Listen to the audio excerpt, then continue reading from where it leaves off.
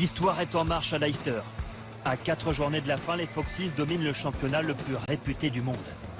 Incontestablement, la sensation de l'année. Allez Leicester, allez!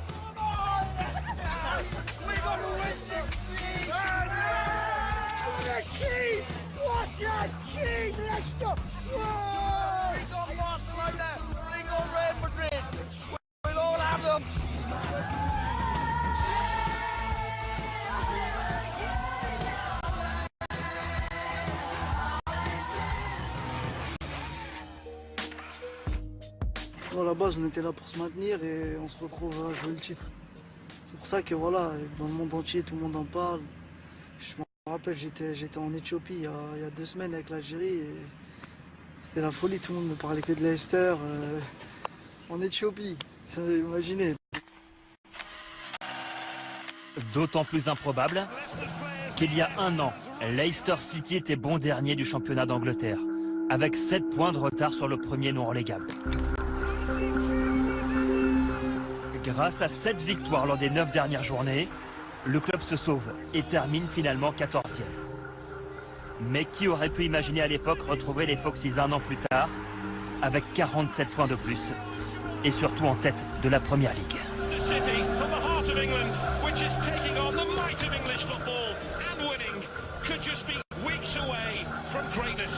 Leicester City top the Barclays Premier League table. I never, ever thought I would say it. Et Gary Lineker, ancien joueur des Foxes, a même fait ce pari. Si Leicester gagne la Première Ligue, je présenterai l'émission de la rentrée en slip. Je pense que c'est la plus grosse surprise du football anglais, oui, même du football européen. C'est la plus grande histoire de tous les temps du football anglais. Du jamais vu selon Robert Coles. Il se passe ici quelque chose d'unique, voire d'irrationnel. Une victoire sur le foot business. Il y aura des livres, des émissions. Il y aura peut-être même un film à Hollywood. J'ai entendu que certains préparaient un scénario sur la vie de Jamie Vardy. Jamie Vardy, la preuve vivante que tous les rêves sont permis. Il y a 5 ans, l'Anglais travaillait à l'usine et jouait en 5e division. Il est aujourd'hui le meilleur buteur du championnat. Riyad Mahrez a connu lui aussi un parcours atypique. Passé par Sarcelles, Quimper et Le Havre, l'Algérien est en passe d'être élu meilleur joueur de l'année. De la fraîcheur et beaucoup d'insouciance, à l'image également du Français N'Golo Kanté.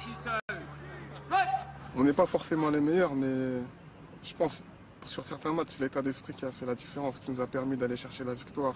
J'ai jamais joué, j'ai jamais vu une équipe autant solidaire comme ça. Personne ne se prend la tête, on est tout le temps en train de rigoler.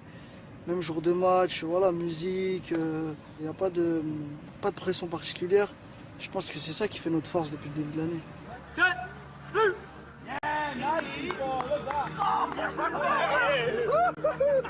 Leicester, c'est aussi la revanche d'un entraîneur, Claudio Ranieri. En 30 ans de carrière, l'Italien n'a jamais été sacré champion. Et il vit actuellement les semaines les plus importantes de l'histoire du club. Cette année, c'est particulier. Et donc, cette année, c'est bon. Je fais ce travail pour l'émotion qu'elle va donner. Cette année, c'est particulier. C'est particulier parce qu'il y a un petit club. Peut-être il va faire l'histoire. Faut aller chercher ce championnat. Tu veux arriver à 80 points. Merci beaucoup. Le dénouement est proche. Et si Leicester est champion, le maire de la ville veut même renommer certaines rues au nom des joueurs. En attendant la rue Claudio Ranieri, voici un autre hommage à l'Italien. Voilà, c'est la saucisse Ranieri. J'ai fait ça et 2 jours après, tout le monde m'en demandait. C'est complètement dingue. Pourrais-je avoir 6 saucisses, s'il vous plaît? Un véritable succès. On vend ici 10 kilos de saucisses Ranieri par jour. Ah, c'est très bon pour le business, pourvu que ça dure. C'est la première fois que j'en achète. Doivent être bonnes, puisque lui est bon. Une drôle d'atmosphère plane sur Leicester, plus habitué aux exploits des Tigers. Les rugbymen sont 2 fois champions d'Europe, 10 fois champions d'Angleterre et encore en course pour le doubler cette saison. Mais dans la cité des Midlands, aucun souci de cohabitation, au contraire, c'est une immense fierté pour toute la ville. Il y a même l'équipe de basket de Leicester qui est en tête du championnat. On est premier en tout cette année. Et tout le monde sait désormais où se trouve Leicester. À 500 mètres à peine de l'enceinte des Tigers, celle des Foxes, le King Power Stadium. Nous y retrouvons Claudio Ranieri pour sa conférence de presse hebdomadaire. Bonjour monsieur, ça va? En arrivant, l'Italien salue comme toujours chaque journaliste. Et ils sont de plus en plus nombreux au fil de la saison à s'intéresser aux exploits de Leicester. Vous saluez tous les journalistes en Angleterre aussi? Oui, tous les jours. Beaucoup de journalistes. C'est bon. Le club reçoit désormais des demandes d'interview du Brésil, des États-Unis, de Malaisie, bref, du monde entier. Cette histoire fascine la Terre entière. Au journal, on reçoit des coups de fil de partout. Des radios, des magazines américains, canadiens, australiens, néo-zélandais, de toute l'Europe et même du Japon. Tout le monde adore cette histoire. C'est David contre Goliath, un scénario à la Rocky. Et ce journaliste est en train d'écrire un livre sur cette incroyable histoire.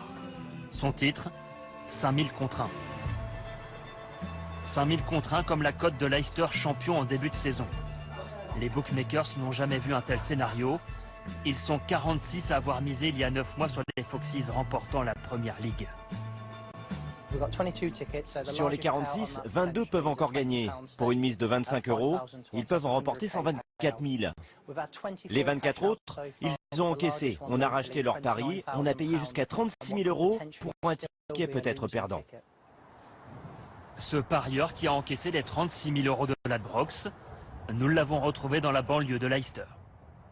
Ranieri, whoa, Ranieri, whoa, he came from Italy to manage the city. John Pryke est un homme heureux. Grâce à ses gains, ce modeste supporter de Leicester vient de se racheter une cuisine. Le mois dernier, il accepte l'offre des bookmakers et son histoire fait alors la une des journaux britanniques. Là, c'est pas moi sur la photo, hein.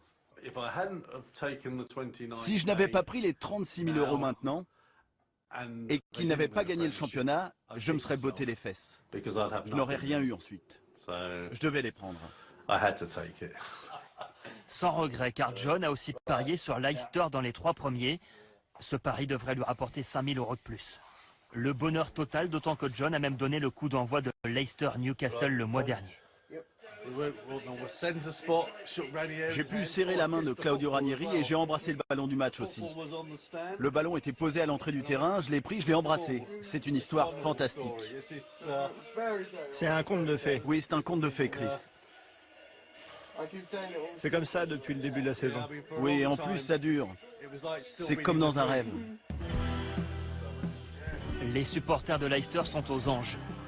Et le propriétaire des Foxes, un milliardaire thaïlandais, tient à les remercier pour leur soutien sans faille. C'est l'anniversaire du propriétaire et il a décidé d'offrir à tout le monde un donut et une bière. Il est vraiment généreux, c'est le meilleur. C'est fantastique, on a des t-shirts gratuits, des écharpes gratuites, tout est gratuit, c'est génial.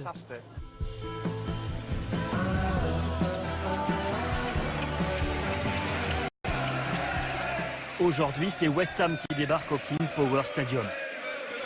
Dès la 18e minute, les Foxes ouvrent le score.